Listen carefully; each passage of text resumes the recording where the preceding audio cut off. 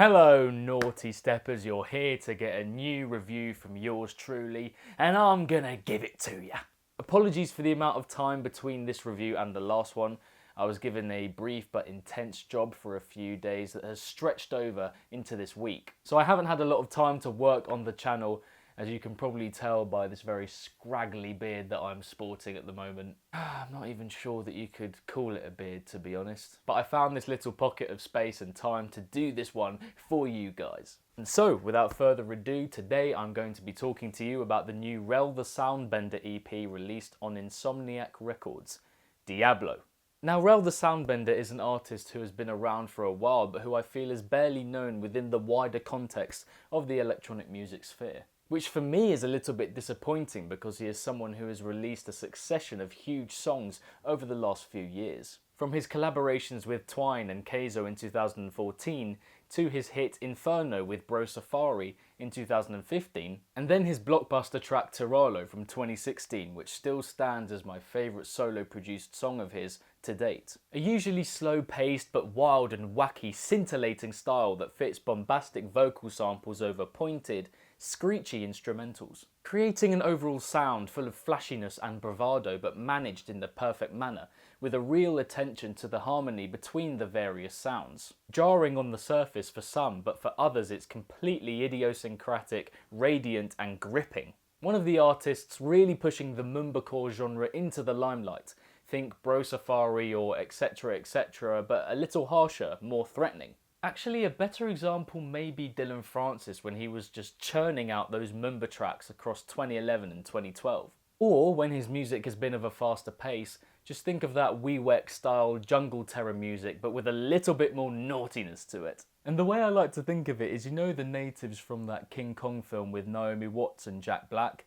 Yes, this is the exact music that they would be dancing to. And whilst his 2017 was relatively quiet compared to prior years, in becoming aware of this EP, I realised that this is what he would have been working on mostly, the follow-up to 2016's EP, Palante. So I was really intrigued before listening to Diablo with what we were going to get from it. Would he further the mumblecore genre, that heavier style of mumbaton, in this project? Or keep it diverse by tapping into several different tempos as he has in the past? And it's fair to say, having listened to this one a few times now, that I am more inclined to side with the latter interpretation of this EP. Because whilst his original sound is certainly evident here, the versatility aspect is undoubtedly more prevalent throughout. Whether it's the house of the introductory track Diablo House, or the trap of the final track Heat, and even the brostep of Lobos before we discuss his reverting to his more recognisable techniques. But that's not to say that he doesn't dip into the mumba genre, which is most felt in that fourth track, Lobos. Jumping out of that rip-roaring brostep to access that bouncier rhythm in seamless fashion. However, generally I get the impression that he's gone for a more precise, structured style in comparison to his wilder past stuff. The middle track, Baja, is extremely contained and compact, not reaching previously accessed heights by way of synth usage. Moreover, Heat is an unerringly intricate track to start off with, bringing together sparkly effects and a cacophonous backdrop to set up a truly atmospheric feel. Something that is also evident to an extent in the breakdown towards the end of the second track, Bamba.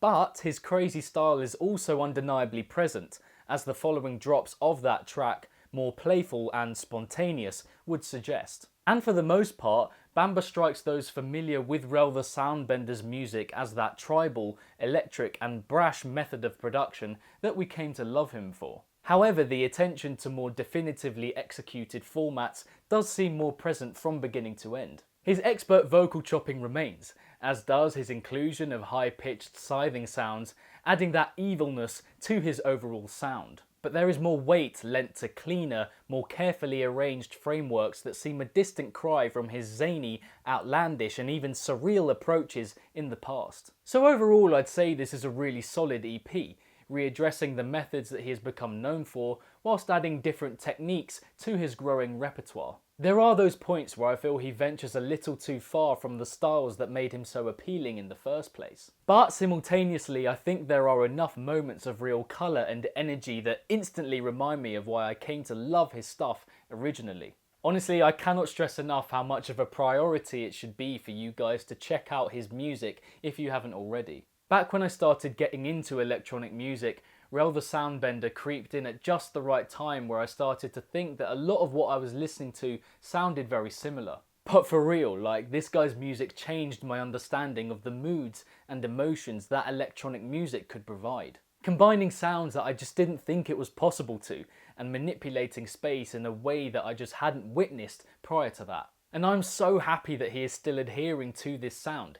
He could have seen his lack of huge recognition as a sign to move on. But instead he is staying true to what makes him unique, and he deserves huge praise for that. From the off, with that muffled, abrasive bass sound in Diablo House, we get the impression that this is going to be an EP full of menace, and it doesn't let up across the 5 tracks. And it is also in this sense that he is staying true to himself, because I can't remember him producing a light-hearted tune, and that is what I love him for. Rarely do I become genuinely unsettled by music, but at times his stuff can be as frightening as it gets, and in its own totally distinctive way. In terms of a favourite from Diablo, I do love Bamba because it reminds me of what I came to love his unique sound for. But I'd have to say that Lobos is my favourite of the 5 tracks, because of the way that it transcends so effortlessly between ravenous bro-step sounds and the lull of that Mumba backdrop. And in terms of a recommendation for those who enjoyed Diablo, I'd go with those I mentioned earlier, so Bro Safari,